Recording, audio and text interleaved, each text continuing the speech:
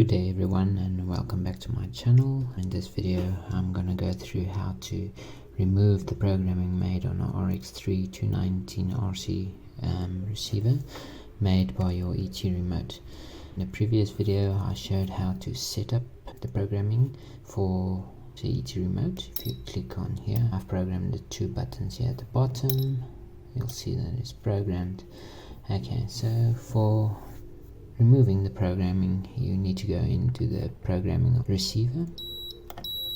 Okay, there you go in program mode. So you press and hold the channel 1 button, then you scroll down,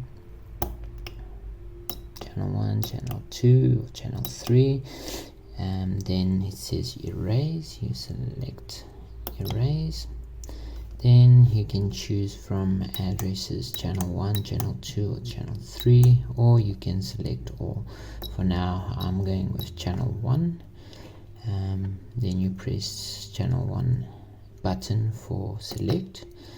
Then it wants you to hold the up button, that will be channel 3, and then press channel 1.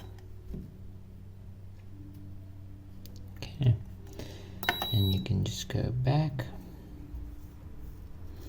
and we can wait for it to restart. Okay, so when you're back at the ready screen, you'll see that the button that I programmed will no longer work.